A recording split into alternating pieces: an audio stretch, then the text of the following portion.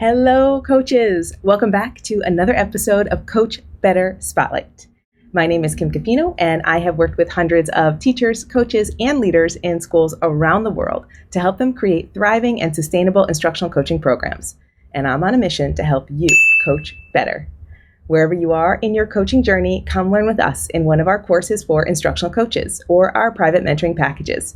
Join our global Coach Better community and find all of our resources for instructional coaches on our website at coachbetter.tv.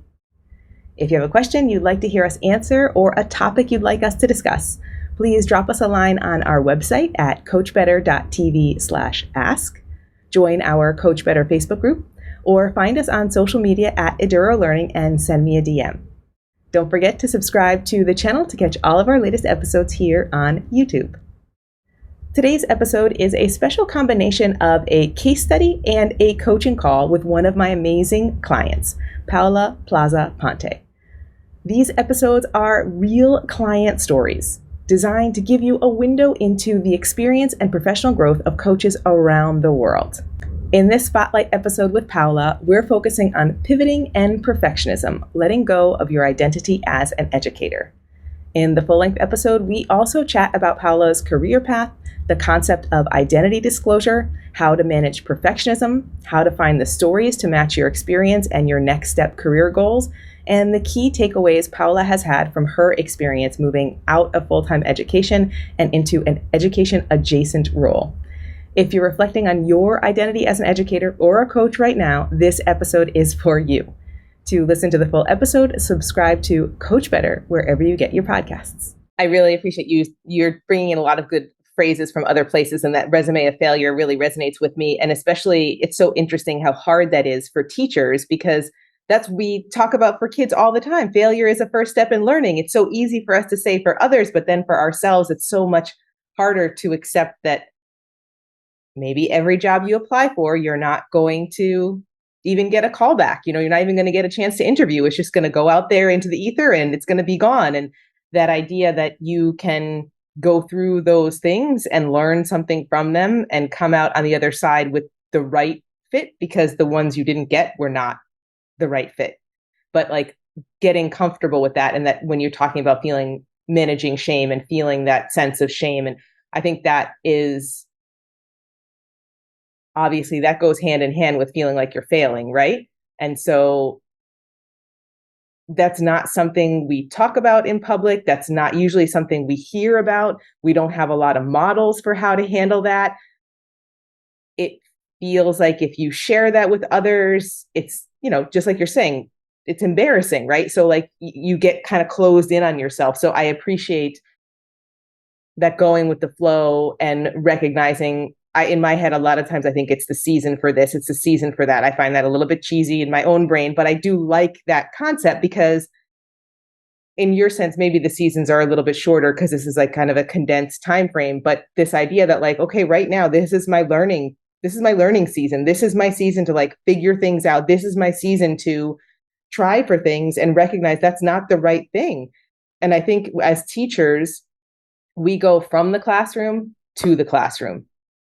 A lot of us, right? Like you were in a classroom and then you became a teacher and you're right back in the classroom again. And there was not that time of like, what is it like outside of the classroom?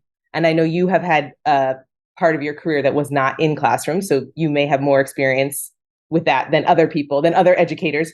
But for me, I went straight from like, I had one short year of working and then I went straight back into being a teacher, working outside of education. Then I went straight into being a teacher. And so like figuring out how non-teaching works, that's a big learning curve. But out there, people fail all the time and it's not such a big deal, but it seems to be a challenge for us as educators. Or people's jobs are important to them, but it doesn't define them. Yes. Right. Or yeah, what do you know what I mean? It's not your identity. Yes, it's so internalized, and it's about what we do when we're not in the classroom. We're still thinking about this stimulus we can use, or just who are you?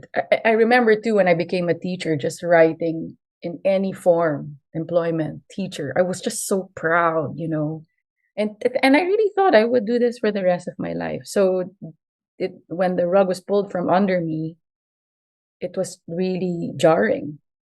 So something that really helped too was in terms of just dealing with the flow of things. How do you stay not just positive, but really focused on moving forward rather than getting stuck with I'm so not a teacher anymore. Who am I type of thing. Although you have moments like that. I changed the goalposts of what felt successful to me on a day-to-day basis. So, when it was like, I'm not a teacher, I need to get my next job. When that was my goalpost, every day I didn't have a new job felt like a failure to me. How did your day go? Well, didn't get that job. So you're right. Any no callback, anything that didn't land there felt like shame. It was shameful. So I really had to break it down into small wins. And I found that that was kinder to me. So, like you said, um, in terms of job search, it's like a design cycle. There's a moment where you're looking at day in the life of jobs, right? Or I did Manoush Zamarodi's zigzag project where she talks about the pause and the neutral zone. And in my mind, like, this is going to feel like a waste of time if I think that the only way to succeed is to have my next job. It was so naive and kind of arrogant, actually, to say, like, I can just jump outside from the classroom to this new career path or industry without giving myself the time, the kindness, and the support. So I'm not sure how I managed to get there, but the minute it was about moving the needle versus landing a job, that already was such a game changer in terms of my mood, my attitude, my perspective. And it became an adventure. It became something I was designing for the life I wanted, rather than again finding the other identity that was going to define me again. You know what I mean? Like, and at the end of the day, I know one of our questions is like, how do you let go of that identity of a teacher? And you don't.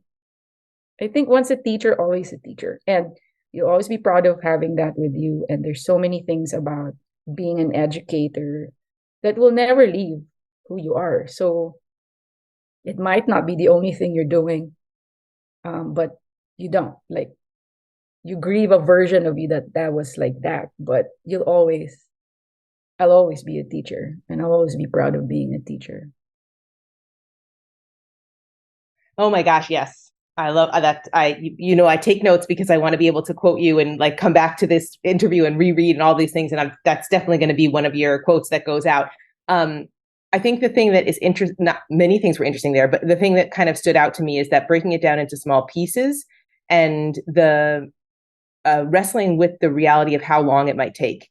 Because you kind of feel like, okay, I'm leaving this job. I'm going to be in schools, we have a very specific cadence to the year. You might be moving as a teacher and you're going to finish one job in June and you're starting your next job in August. And there's like, that it's just, we just have this kind of routine. And so this period of time for you was undefined. And so like wrestling with the fact that it may not be a June to August transition, may not even be a June to January transition, which is like, so long in the world of education. And so I think that idea of changing your goalpost to be something that's more manageable, that allows you to expand or contract based on the amount of time that you need, instead of feeling like this thing has to happen in a certain cadence or a certain space of time. That's a huge mental shift. And you talked about it becoming an adventure for the life you were defining. That phrase is so, I just feel like you could see that in so many aspects, whether you stay in your position, whatever it may be, or you move to something totally different. So I really appreciate the phrasing of that.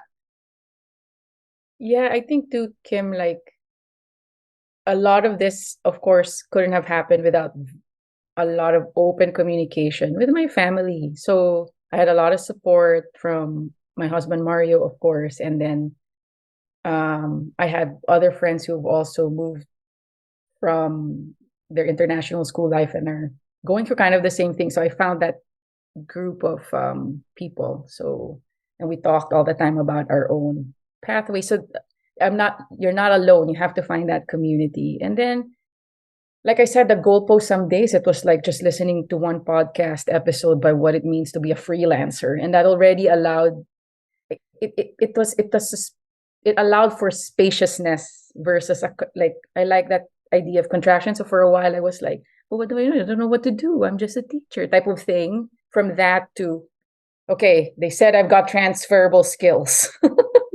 And so let's see.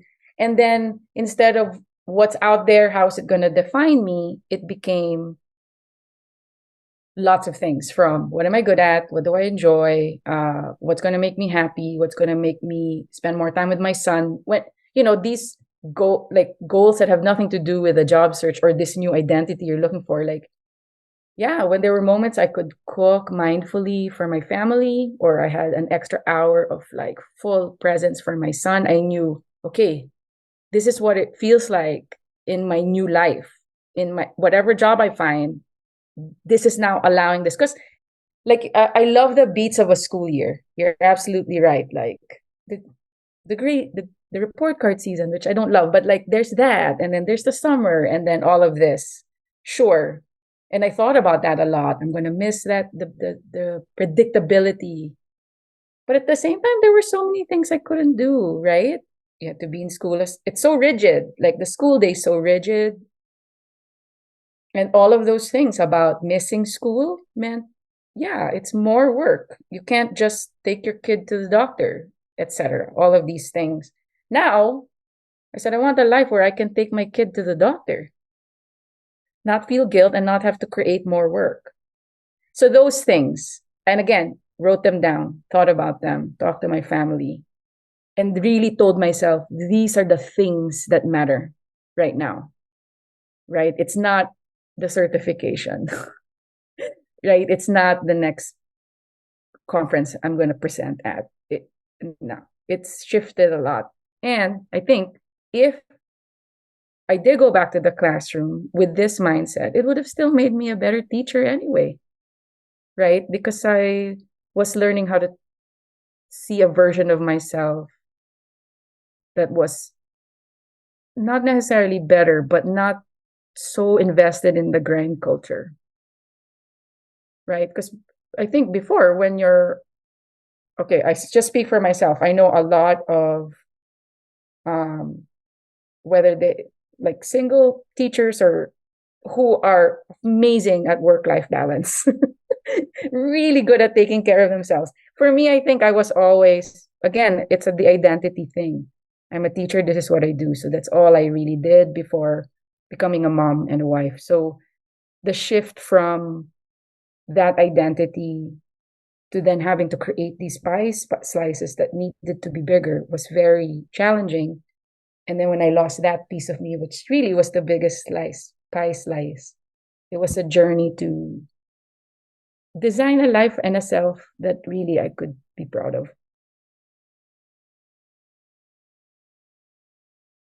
Oh my gosh. Yes. Okay, so I'm thinking about the pie pieces, and I'm thinking about how, for a lot of educators, teaching and being a teacher and being in school is that biggest piece of the pie, and realizing that that pie that maybe is job or work or whatever, but for us is so much more than that, could be dare I say, a smaller piece of the pie, and those other pieces that can fit in there. It's just such a big thing, right? And having a label or a way to describe it so that you have like terminology in your brain, because I'm a teacher. That's so easy to say. I mean, for people who are teachers, I assume it is for everybody. I know for me, it always has been easy to say I'm a teacher. Even now, I still will say I'm a teacher without even thinking about it. But then when I started, small side tangent, when I started training very intentionally as a power lifter, and I started being able to say I'm a power lifter, well, that brought a whole new vocabulary of things and actions and routines and decisions I could so easily make, because I had this piece of an identity that brought with it a whole bunch of other things. And it in a very positive way helps me make choices that get me closer to my goal of being good at being a power lifter. There's something about that labeling that I think is really interesting. And when you don't necessarily know exactly what you're looking for, you don't just replace the teacher piece of the pie with another label. You have to define it. And I think that's what you were talking about, is like finding those moments, the moments when you're cooking mindfully, the moments when you had another hour with your son, the moments when you could take him to the doctor at 10 o'clock in the morning, or, whatever happens to happen. Oh, these are the pieces. And maybe in that sense, a lot of that is like mom and, parent and this, piece of things. But like, how often as an adult do you get a chance to design the life that you want? Like, I just think that last sentence that you said from that question is just so powerful and really resonates, that you went on this journey to design the life that you want. That's just amazing. Thanks for watching this clip with Paula. If this conversation with Paula resonated with you right now, and you're reflecting on your identity as an educator or a coach, you are not alone. I am continually going through this experience. I am not working in schools right now, but I still think of myself as a teacher first. I believe we can be education aligned and focused on developing the work that happens in schools with a teacher's perspective and life experience without continuing to work full-time in schools.